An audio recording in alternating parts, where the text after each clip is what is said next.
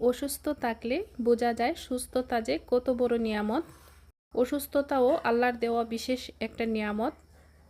আল্লাহ পাক রব্বুল আলামিন আমাদের পরীক্ষা করার জন্যই হয়তো অসুস্থতা এবং বিভিন্ন ধরনের বিপদ আপদ দিয়ে আমাদের পরীক্ষা করেন। দীর্ঘদিন যাবৎ অসুস্থ থাকার কারণে আমি কোনো ভিডিও করতে পারিনি। অসুস্থ থাকার কারণে ঢাকা এবং সিলেট মিলিয়ে প্রায় বেশ কয়েকদিন হসপিটালে ভর্তি থাকা লাগছে। আমার মেসেঞ্জারে অনেকেই নক দিয়ে জানতে চাইছেন যে আমার কি হয়েছিল। আসলে আমি সবাইকে রিপ্লাই দেওয়ার মতন অবস্থায়ও ছিলাম না। তারপরও যতটুকু পেরেছি আমি আমার ফেসবুক আইডিতে আপডেটটা দিয়েছি। বেশ কয়েকদিন আগে আমি হঠাৎ করে বুকে চাপ অনুভব করি। আমার শ্বাস প্রশ্বাস নিতে একটু কষ্ট হচ্ছিল, মানে আমি বুকটা ভারী ভারী লাগছিল, এরকম এক ধরনের অস্বস্তি ফিল হচ্ছিল। আমি এটা বাসায় বোঝাতে পারবো না। আর বাম কাঁধে ও শোল্ডারে পেইন হচ্ছিল। এই লক্ষণগুলো দেখা দিলে আমি চেক আপের জন্য বাহুবল ইমার্জেন্সিতে চলে যাই। সেখানে যাওয়ার পরে ডক্টর ইসিজির রিপোর্টটা খারাপ আসছিল। ডাক্তার সাথে সাথেই সিলেট যাওয়ার পরামর্শ দেন যে আমার নাকি হার্ট অ্যাটাক হয়েছে।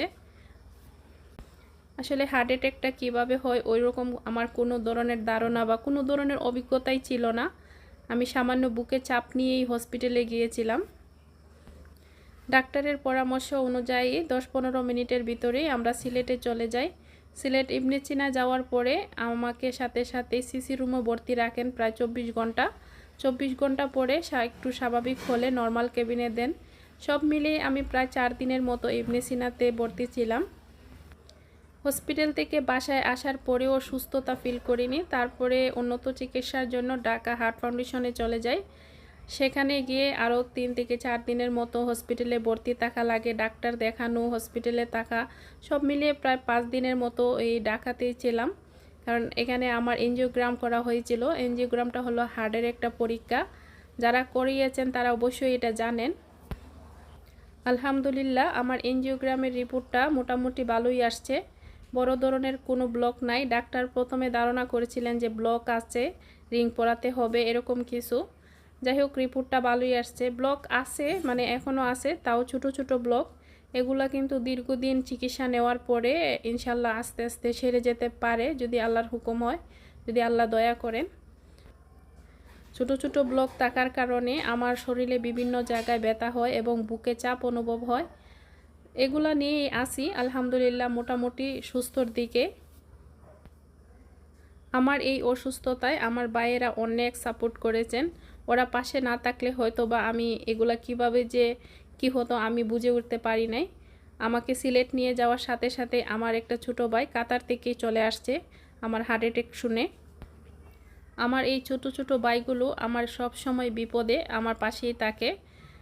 আল্লাহ ওদেরকে নেক হায়াত দান করুক। কিছুই বলতে পারবো না, তাদের কোনো দিন ঋণ শোধ করতেও পারবো না।